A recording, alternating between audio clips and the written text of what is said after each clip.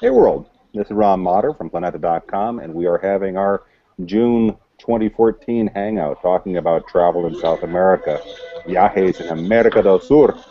And I'm joined by two friends from Ecuador, one hiding stealthily in Argentina and the other in his office in Quito. Welcome Enrique and Patricio. Bienvenidos al Hangout. Gracias. Patricio, let's start. Gracias, thank you very much. Where are you, Patricio?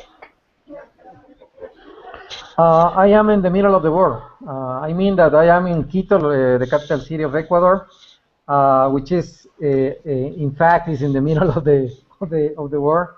And I'm working for the Quito Tourism Bureau, which is the official. Yeah, that's it. Just in the middle. Yes, where you are pointing out. So yeah, I am working for the Quito Tourism Bureau, which is the official entity that takes care of tourism development and promotion of the city nationally and internationally. Excellent. Enrique, where are you? Well, I'm very south right now. I live in Bahía Blanca, Buenos Aires.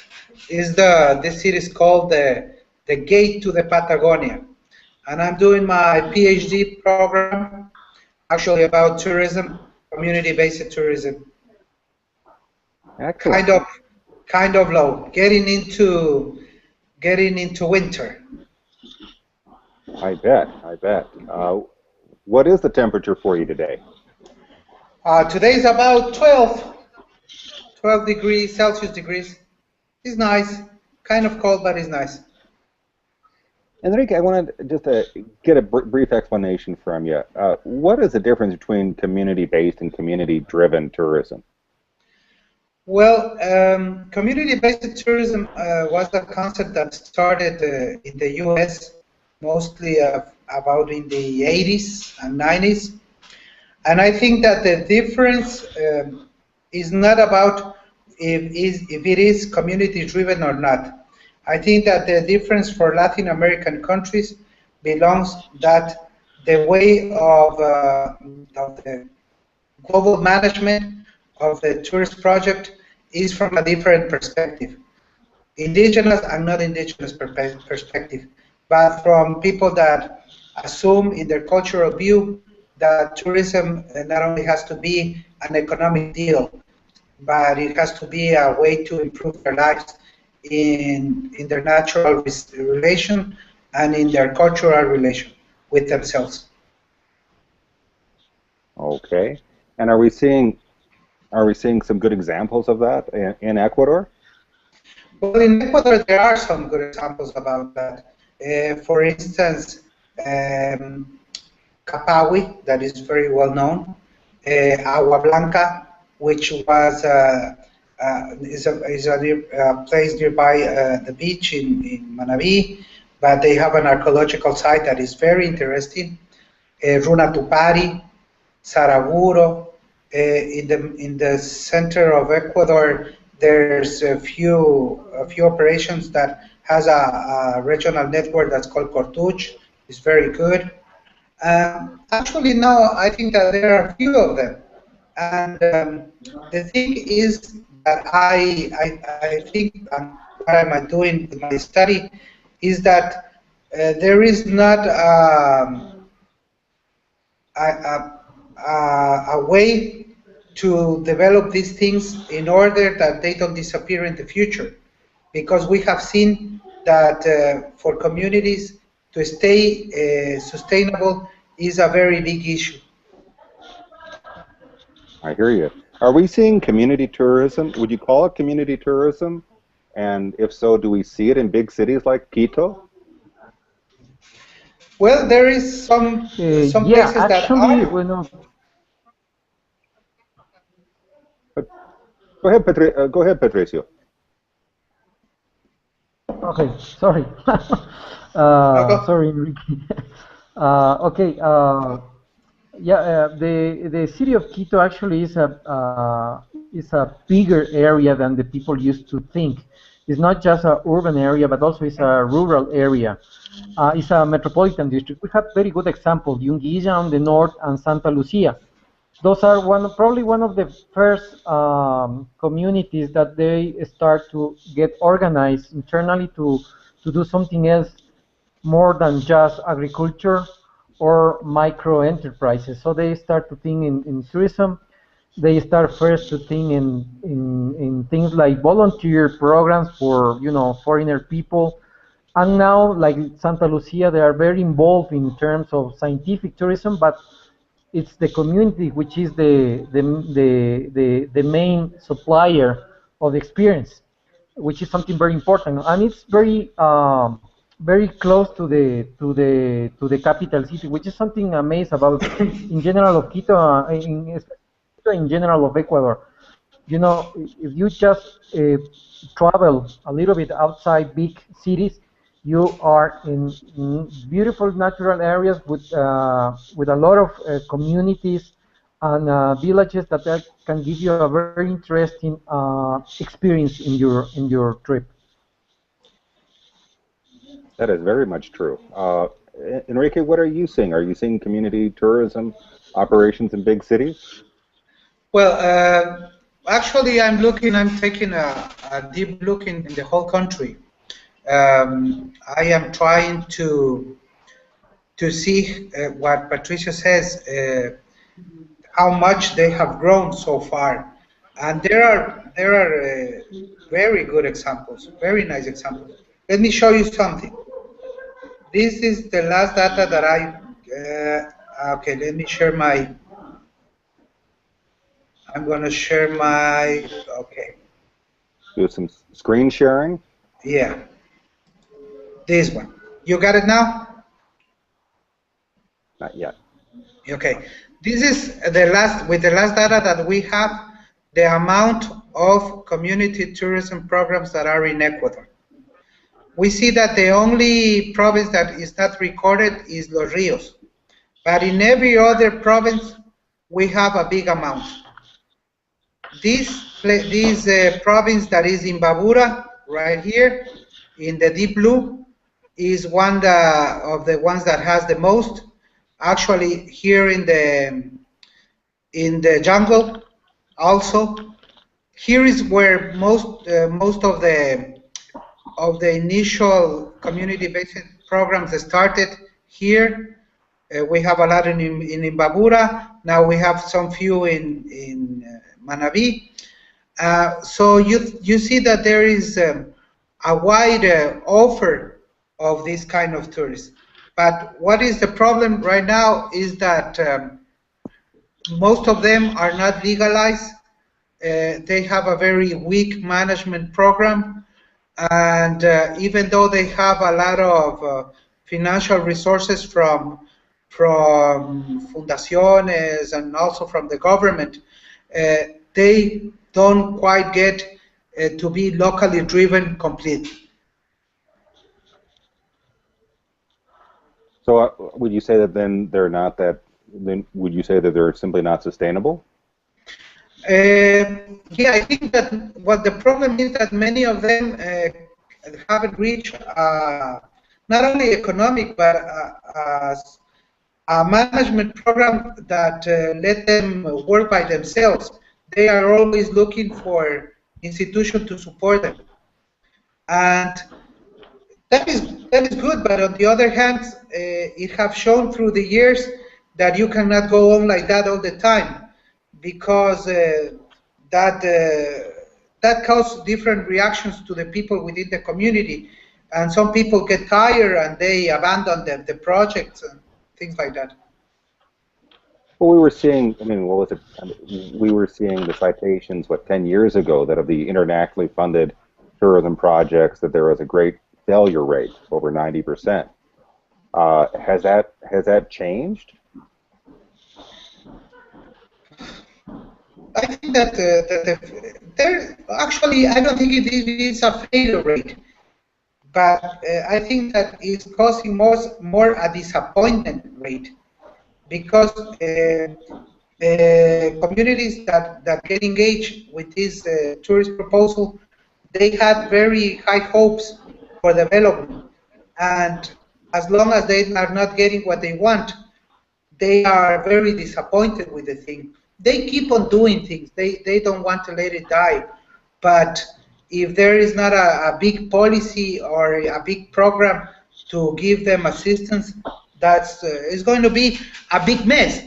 And actually, as I show you on the map, there is so many places right now that if community tourism doesn't have a policy that support, is going to be a big problem for the government. Okay. Are we now? I haven't been to Ecuador for 5 years. Are we seeing some sort of change in the tourism market?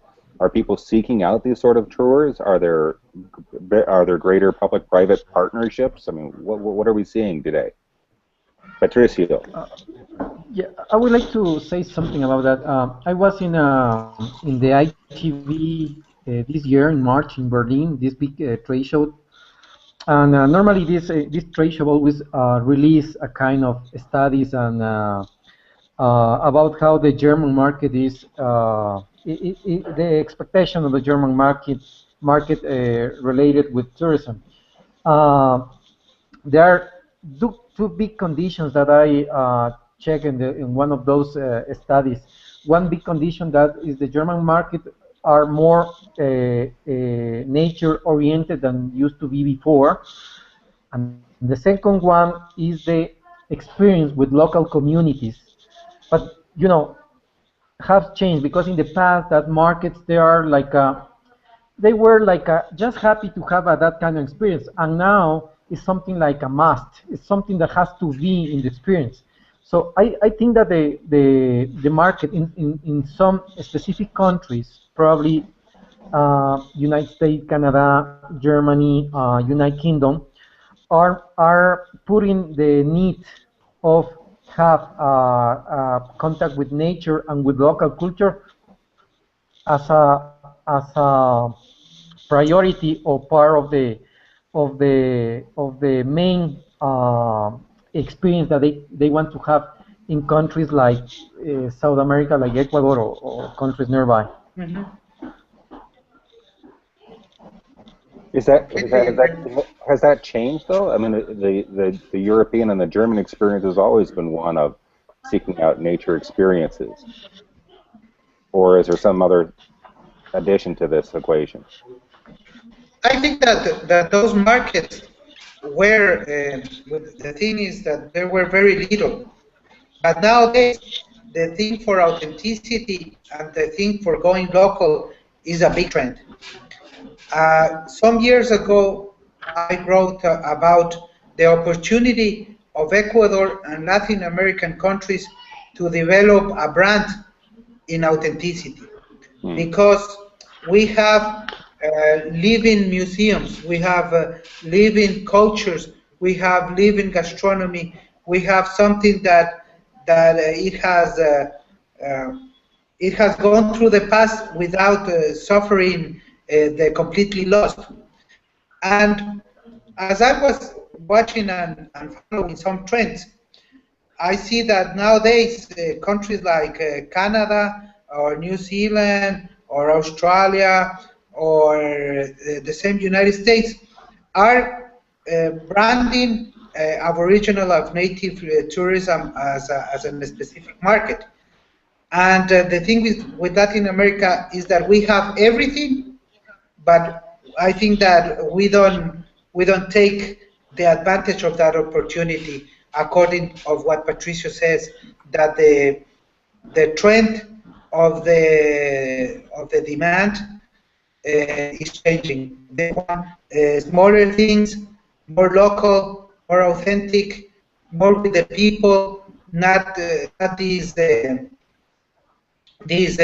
nowhere places that can be the same in everywhere. Patricio? Yeah, actually, I am completely agree with what Enrique said, and but there's something very interesting also is that it's true that the people in these markets are requesting more every day. They are requesting more authentic experiences, but also those experiences have to satisfy their needs. I mean that they also require a good service, and this is one of the main challenges that the community-based tourism has to face in the future, which is, probably they have a very good way to show the culture, the way of living that they have, or the way how they are connected with their environment and with the nature. But also they have to put in place good services. We are not talking about luxury travel. We are talking about service that is going to people that are want to pay that because they consider this like a value more than the money. A good hotel, good bed, a good meal after a nice trekking on the jungle. That kind of things are something that the communities they have still working. And probably the other thing that the community-based tourism has to face and has been facing this in the last years is how to get the market, how to reach the market. Considering that now what in 5 years ago was considered like a niche market, a tourism, community tourism base was a niche. Now is more like a segment, has growing a lot, and there is more people involved in the world, and looking for or trying to discover something like this kind of cultural contact. So they have to now start to be, with the new technologies, they have to include that into their integral plans of develop their projects. So this is something that is, as Enrique said, that needs support from the government, local government and central government in case of the countries in South America. They have to be very clear policies, programs, and projects that can address those issues in order to improve the services of the community base. And those programs have to be consistent or has to be sustainable in the future. Mm-hmm. in order to don't create high expectation in the communities, and then you have this kind of gap when the passengers arrive to the community and the community doesn't have enough qualities. They are thinking they are going to have millions of dollars and millions of people visiting them, and also they have to understand that this is like a long-term process. There has to be development with the companion of the local government with a very clear policy and very clear project, and also the most important probably at the end, clear budget. Has to be a budget, put it into the policies and into the project that the government has to develop in the case of the community-based tourism. Beautiful. Let me ask you, you're both from Ecuador. Let me ask you, you're both from Ecuador. Are you seeing good examples of government promotion of their communities from other countries in South America? Go beyond. I think that the best country right now in South America that has a big promotion issue with that is Peru.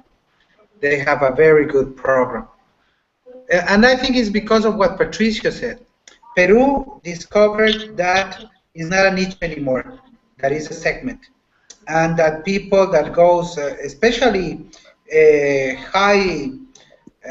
long distance travelers, they are very anxious to see about the culture because for them it's very new, the way the Incas live, the ways the communities live within the forest.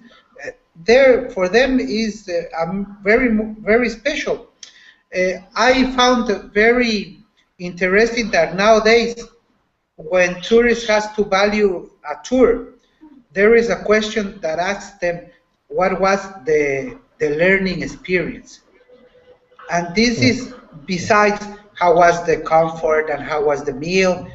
It is related with these issues. The learning experience is about how this host and guest experience develop something that let them grow as persons. Peru is doing great. Argentina has a big program too. Brazilians are starting very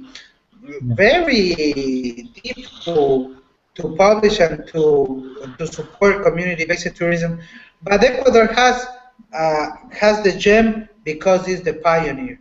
It is the country in Latin America where when it started, and it take this kind of new management way to see things. Okay, Patricio. What I can tell you is that when the plan, the tour, who was the strategic plan for tourism for the year 2010, start to design the products that Ecuador has to show to the world. We work in a very interesting discussion that was if the tourism-based, the community-based tourism has to be included into the cultural products of Ecuador. And in that time, we decided that since it's a particularity or something special happening in Ecuador, is very special in terms of experiences, examples, and communities that has been working for years. We thought that it's gonna be better to put their own name as a product. So that's why in Planeta Tour in 2008, 2009, we decide all the stakeholders that work in the Planeta Tour. We decide to put community tourism as a product different from the cultural one. So that is something very important because in some way Ecuador is trying to tell the world that he's something different that Ecuador has, that not all the countries have right now. But now I think we have to go to the next stage, and the next stage is what Enrique said. We have to do implement projects and programs that have to be sustainable in the future, and has to be consistent in time, and has to have the political support for the government, and that political support has to be used for a long term, not just for one or two projects in a short period of time. I mean, it has to be a permanent project, and this is probably the main challenge that we are dealing now. But until now, and I am agree with Enrique, Ecuador was the first that showed to the world another kind of way to manage the tourism, and a way to show a different experience of the country. Beautiful. And now we have another big issue that is important. Our new constitution presents a new way to live, which is the summa causa, el buen vivir. And now I am working because I think that in the summa causa philosophy, there are the new indicators for quality in tourism. Because in the summa causa, one of the big issues that you need to live for buen vivir is to have water. Actually, in tourism, one of the big issues that we have is to have water for the tourists. So we can go a step ahead, and we can propose that it's not only these standards created for tourism, but these standards of community-based tourism are standards for buen vivir, for good living, for summa causa. And if we work on that issue, we will have something else to give to the customers, because we are given the message that Ecuador has within our way of seeing the world a new concept that is not only for something very specific, but for every people that is in Ecuador. Beautiful. Now I want to come back. I want to mention that we're going to come to a question by Kelvin Shuri. If you have that widget enabled on that left side, that left column of your page, folks, we have the Q&A app activated. But Enrique, I just want to get back to, just want to touch base. What exactly are you saying? Shuma Shambai? I didn't catch that exactly. Okay, the summa causa, the national constitution says that the new paradigm of development of Ecuador is called summa causa, which means good living. And good living, it is established also in our constitution, is an addition of many topics: water, energy, land property, food sovereignty, physical evolution, recreation, etc. Now, what I'm doing in my research, I am trying to develop a connection that it has to be between community-based tourism and the summa causa philosophy. Therefore, community-based tourism in Ecuador will not have regular standards, will have their own standards because of the way communities see life and see the development is not completely different, but it's a little bit different from the sustainable proposal or the economical development proposal by itself. Okay, Or the listen. Occidental way, or how the Occidentals see the life. Well, listen, for both of you, I'd like you to, after our hangout or during it, either tweet me or post something on our event page with additional links for how you spell summa causa. I've been following a bit of the Buen Vivir, but I've never come across that name. So I want to go to this question. Kelvin Shulry has asked, Enrique, I'd be interested to know what your opinion of community-based tourism is how it's developing in Argentina, specifically regarding Raturc, R-A-T-U-R-C, in Argentina. Okay, I was in the last Congress of Raturc here last year ago, and I think that they are doing a good job. There are two things that I like very much. One of them is that they are not working only with the Ministry of Tourism. They are working with a pool of 5 ministers that are supporting community-based tourism. Economic development, health, agricultural ministry, and some other things. This is a very good way to recognize that tourism in communities, they do not only need the help of the Ministry of Tourism, but they need the help of a lot of other issues to give a good quality product. On the other hand, what I see very good is that they are well organized and they have come to work together for a big objective, and I think that is something difficult too, because in other countries I have seen that even though they have these networks, networks get into political themes or into economical things, and they forget the objective of why they get together, and they start working for other things. What I see is difficult for the network here in Argentina is that Argentina is a very big country, and sometimes I feel that they have to develop more local networks that can support Raturc as a big network.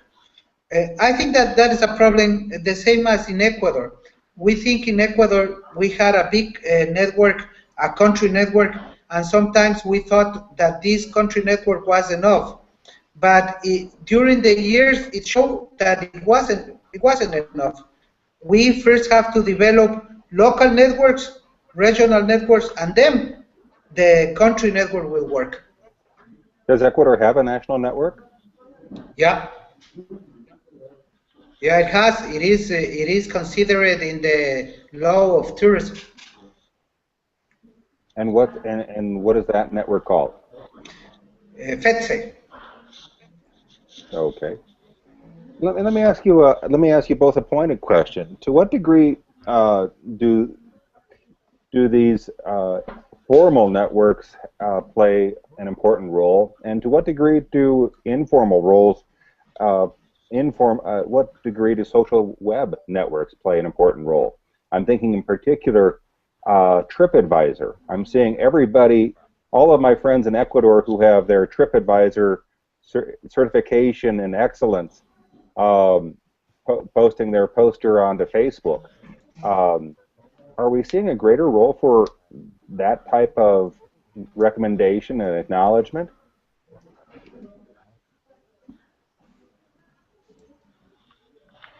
About TripAdvisor, okay.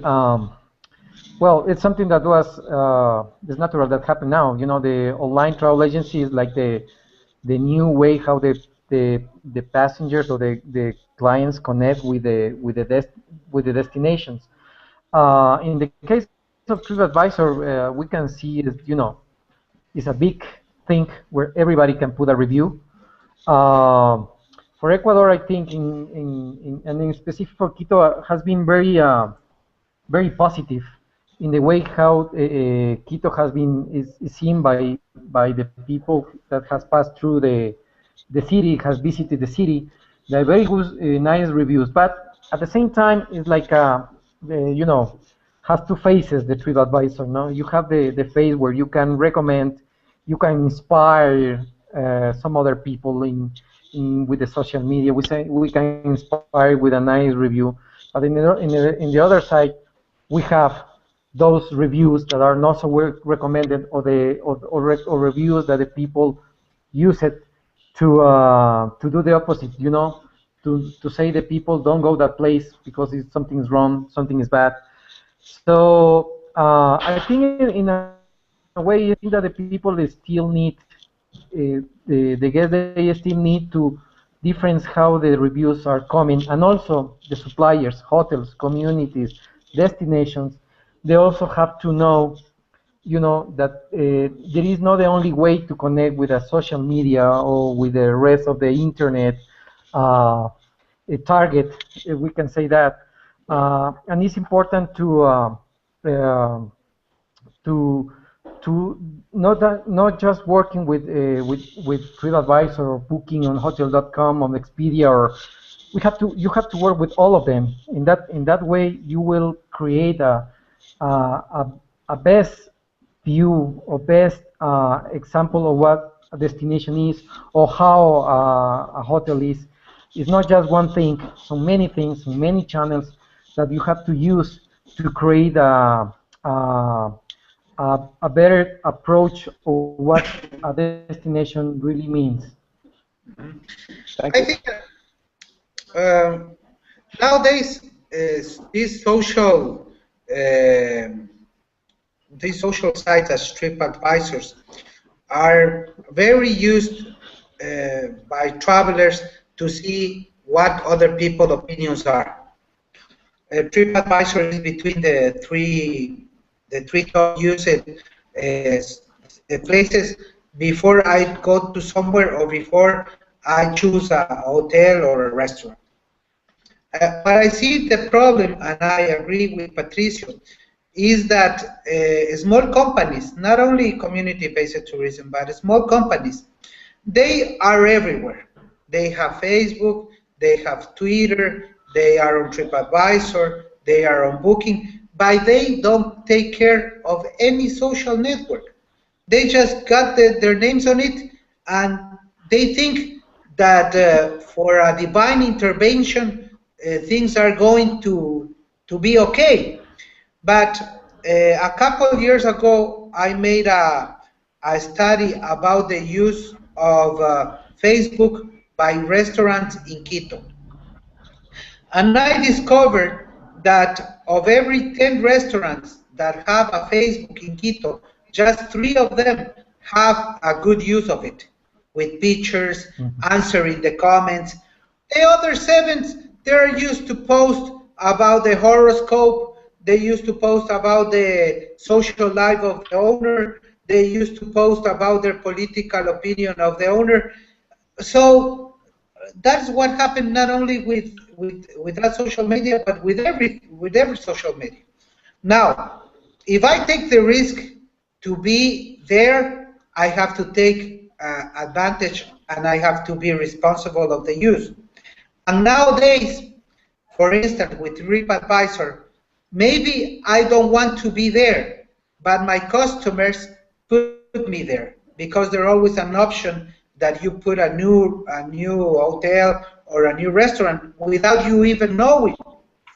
So nowadays you have to have time and you have to have someone in the business, even if it's small or is big, that is in charge to look about what is going on in social networks. Well said. Well said. You know, we've had this conversation for 5 years since I did the workshop in Quito, and what's simply required is some sort of simple strategy or some sort of checklist, and the checklist has to have the names of the social web channels on which, one, you want to appear, and second, that you already appear. You may not know it, you may not like it, but your clients are putting you there. A good example is Foursquare. Foursquare makes it very easy just to check in.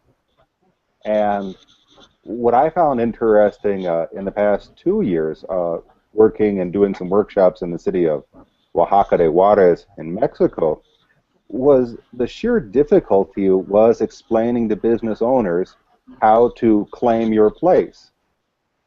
Hay que reclamar su lugar. And they made it so difficult to figure this out. Or as Patricio was saying, they thought, if we do it on just one channel, that's enough. And to try to simplify it and to try to get people to budget time, saying, all right, go on to this on a weekly basis or a monthly basis, but to make the use of it, you have to have some sort of regular presence. Going back to 2004, was it? When the photography website Flickr emerged, I tried to get different businesses to go onto Flickr, but they thought it was, you post it once, one time only, and then you would get these immediate results the next day, and it didn't work that way. Yeah. So I'll make a quick plug that, and I'll add the link. We do have a South American ecotourism and responsible travel group on Flickr, and again, it would be great to see more photos from South America, and that's just on Flickr. We'll be updating Planeta and the Planeta Wiki in June, and I'd love to find out what your recommendations are, whether it's what you're working on and what you're proud of, or whether it's just a site that you really have been inspired by. Maybe it's from a different country or a city. What really looks good? And I'll say this, and I will shut up. Meeting the director of Parks and Protected Areas of Colombia at the World Parks Congress meeting last 2 months ago in Mexico, I told her I was just absolutely entranced because they have the Parks of Colombia on Facebook, on Twitter, on Flickr. They even have a Sunday morning radio show on a station called In Situ. So again, if we're looking at travel in South America, where can we go? And I'd be looking for your recommendations, beyond this hangout. Okay. So you see, there is something I think that where Patricio works right now is doing a good job on networks, because there is continuously an amount of news. There is continually presence on Facebook or networks. They respond, they interact. But the thing is that Quito is not the whole Ecuador. And I don't see the same in Cuenca or in Guayaquil. And there is something that really blew my mind, and is that when I read the project, I see that, for instance, as a company, a small company, a small hotel, even if there's a community or not, it wants to, they say that they are looking for customers of North America. And when you see their networking, they are in Spanish, if there are, or they have no presence of it. So how they will get their goals if they don't have nobody taking care of those things? Yeah, I would like to say something what is important that, you know, we have to understand that the traveler or the traveler has like a different stages. I mean that first the traveler start to dream, then after dream he has to start, then he has to book a trip, then he has to experience the travel. Then when he come back to its home, he share the experience. So there is like a 4 or 5 stages of the way how the traveler is, the behavior of the traveler. And we have to understand that anyone in all of these stages, they have to be a social media present.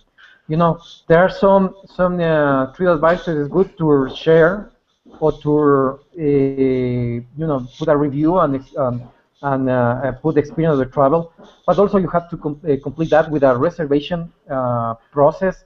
But also the website from a country, official website, a very good one, official website with a Flickr, with a lot of images, with YouTube channels. You know, that will allow to the people to start dreaming and to start have a decision of trip or travel. So it's very important to be present in all those stages of the traveler. It's not just to be in one, not just to inspire the people to travel. You have to now, is all the applications, with all the iPhones and smartphones and Android available now. You now the destination, the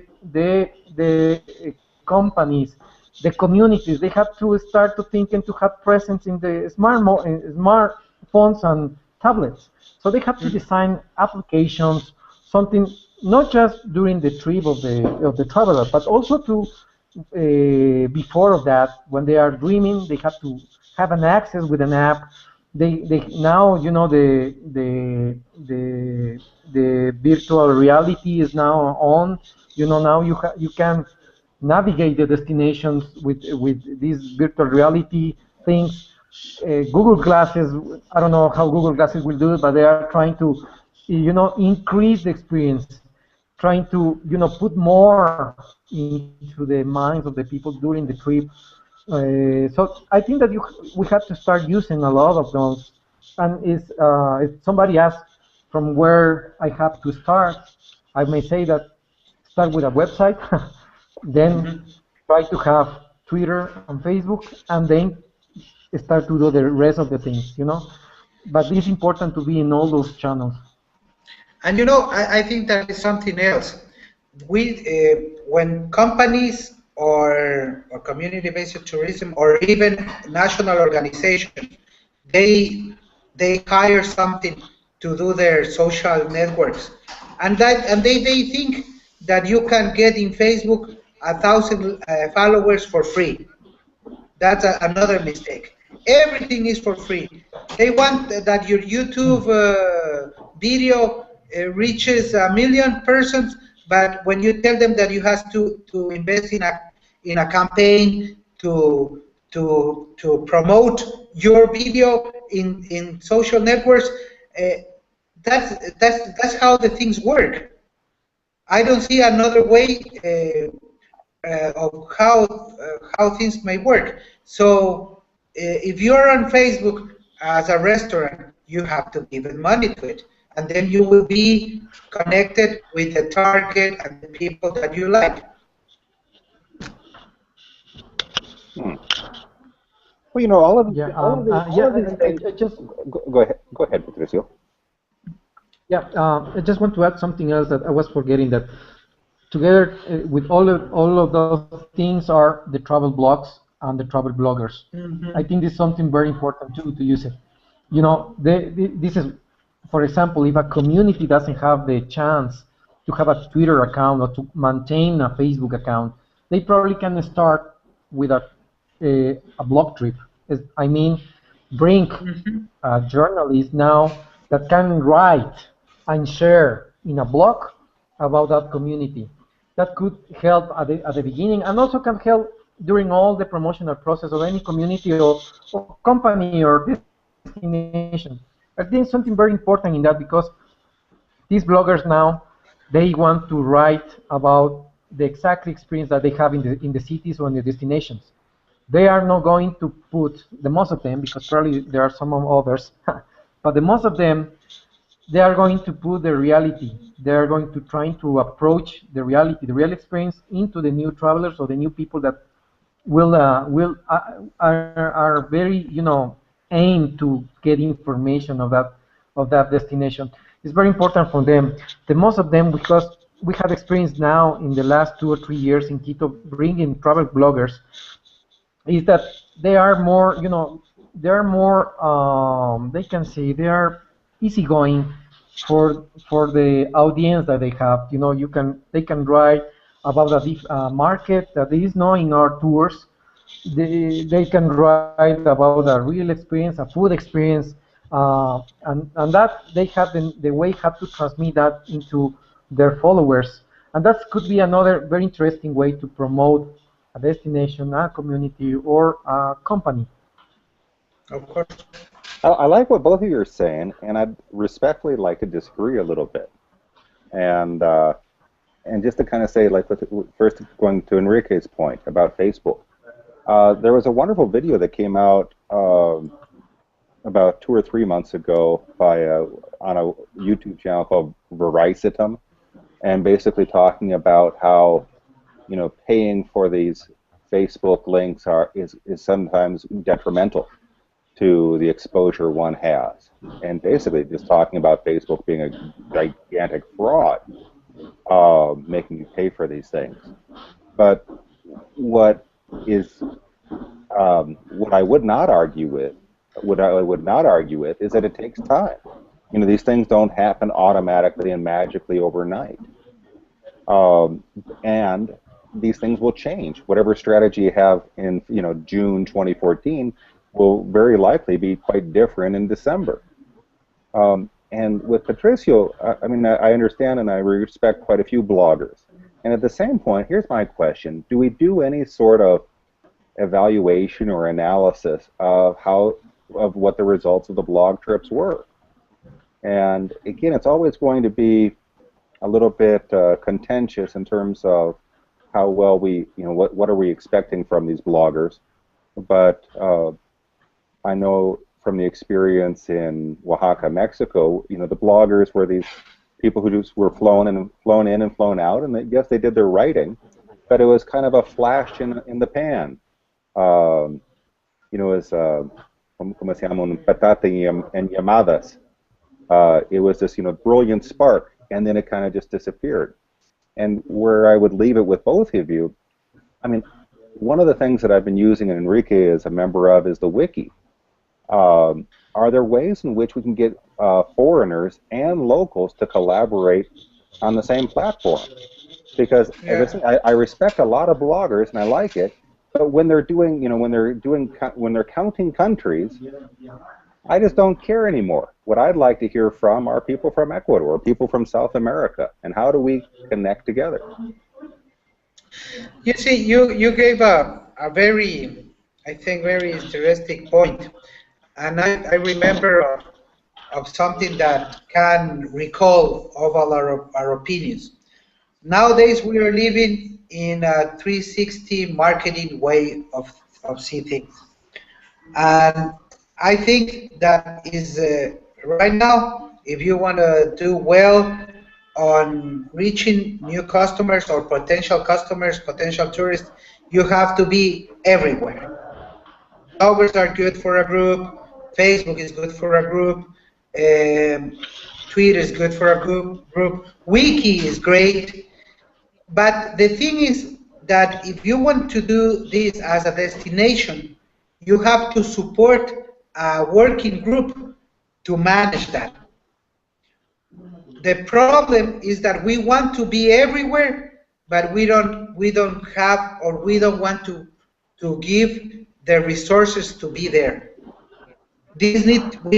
if we want to be on blogs, Twitter, Facebook, TripAdvisor, and everywhere, we need. I think it's not going to be a big group, but we're gonna need 2, 3 guys that are working on a full schedule in that job. It's a full-time job because if nowadays we are thinking about China right now. In China is just getting in the morning, and so if you want to be effective in those social networks, China has their own social network. China has their own rules, so you need to be prepared, and you need to be everywhere if you want to have the chance that a bigger amount of people look at your offer.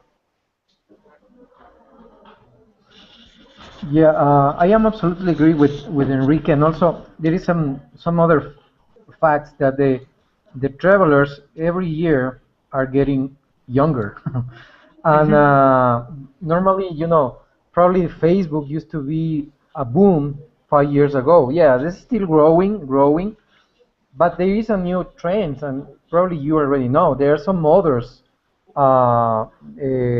Social media is growing very fast. Tumblr is going very fast, and the people in Tumblr, the most of them are women. The age range go from 18 to 35. So I think that we have to adapt into how the social media is changing. This is one of the secrets, we don't have to stay in just one social media forever because the social media has changed. When Facebook was released, Twitter didn't exist. Now Twitter exists. Now we have Tumblr. There is coming Pinterest, and then you will have more and more. And it's because the world, the digital world, the digital person is looking for their right social media for them. In the past, we have the general social media. Facebook used to be something like that. Now the people are looking for their own needs, their own social media where they can share with some people like them thoughts, share experiences, etc. And you mentioned, Ron, two words that I would like to stay with that. The first one is National Geographic. They create this geotourism term, and he said that sometimes when I was in a seminar with them, they mentioned one of the keys to attract or to promote a destination, and was use locals for attract your people, because the locals will transmit authentic experiences. And this is something that is real. You can use it in your social media. You have to use locals. And the other word that I like also to use is the collaborate. If you allow to your future or potential clients or travelers to collaborate with you, this is one of a way of engagement into the destination. For example, we in our website decide from the last year to create our website like a collaborative way. I mean that we're asking the people to give the information and to rate the city in our website, and decide what kind of things we have to show to the other people. But we open the window and allow the other people on the other side. Of course, we know that probably we can have very low rates about a lot of things, but now is the way how the world is working.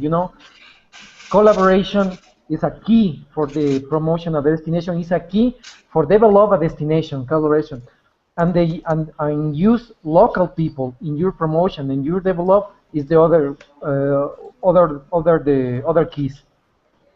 Beautiful, beautiful points, and I'd agree with you completely. And if you think back, in the time since my last visit to Ecuador in 2009, let's say, the cell phones and the smartphones have just gotten better and better, and also cheaper. And what I found, again, in Oaxaca, Mexico, was that the ladies who would sell me salsa in the market had a better cell phone than I had. And the people who were under 20, a lot of and again, we're talking about just not tourism professionals, but, foodie pros, the market people, the artisans. Those who were under 20, didn't have that fear of using, these networks. And the question is, all right, well, what are we going to do so that if they're on their tablet or their smartphone, that there are ways that, again, we can collaborate? I'd like to pursue that. I'd like to pursue this conversation, this topic with you. I would like to kind of wind down a little bit, and I'd ask you to stay online. We'll chat a little bit. But if what would be helpful would be to select a date, maybe in 2 or 3 weeks, that you might have time to do a follow-up chat.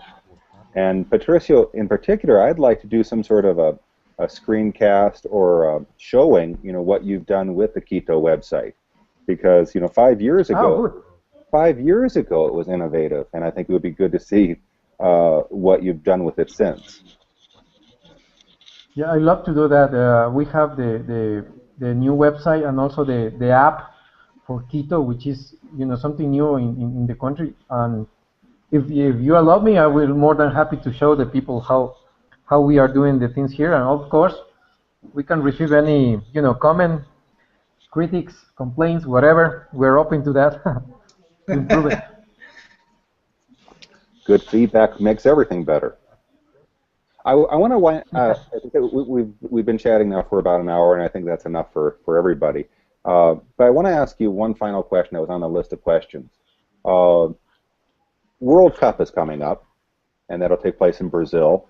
How big is it where you live? Well, here in Argentina, World Cup is big. I've been amazed by how people here in Argentina look at how it's going to be. Actually, schools will close, and public servers will have time to see the games of Argentina when they interfere with the schedule. And I think that Brazil is going to do okay. I think that Brazil is a country that loves football. Is a big event. It has bad publicity in some aspects, but I think that like the president, like Dilma said, these days the investment that the country is doing on World Cup is going to be very well retributed in the future. South America, Brazil is the center of soccer, and it's going to be a big event. Patricio, in Ecuador, how are things? Here in Ecuador, yeah, let me put like this. When you classify as a country to the World Cup is one thing. When you don't classify is another thing. The last World Cup in South Africa, Ecuador wasn't there. So it was a big event because everybody likes to see other national teams play against them and everything. But when the national team classified to the World Cup, the things changed completely. Now in Ecuador, there's a lot of expectation of Ecuador, playing against those teams that they are legendary in soccer. I mean, we are going to play against France, which is a World Cup champion. Mm-hmm. We're going to play with Honduras, which is a Central America, good representative of Central America. And we are going to play against Switzerland, which is very well recognized. I think that for us it's very important because it's in a way that to say to the world that Ecuador exists in a way, which is a positive way. Somebody will see. Well, the most funny thing is that probably you're going to see a lot of Afro-Ecuadorians playing on the field from Ecuador, mestizos, yelling and cheering for those Afro-Ecuadorians, and probably, the people will say, "What kind of country is that?" Afro-Ecuadorians in the team, and mestizos, Latinos, Hispanicos, whatever, cheering for them. So in a way, probably that will very useful for us to tell there is a small country in a corner of South America called Ecuador. It's a good opportunity, and in Ecuador, the people is thinking that it's a big event because our national team is in it. I hear you. And I think that there was a trend that I read it like 6 years ago, and that trend said that Brazil will be the next Caribbean, and I think that the country is going that way. They are investing a lot on very useful events and a very useful promotion aspects, and I think that Brazil is going to have on the short term a very good revenue of the investment that they are doing now.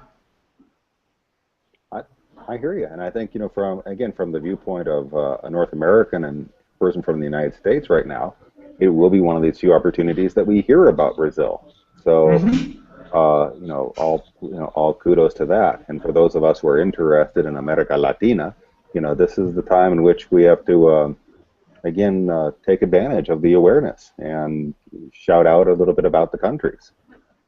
Yeah, of course. Yeah, sure is. Hey, I want to wind up the conversation here. I'm going to stop the broadcast. I want to thank you both for your time.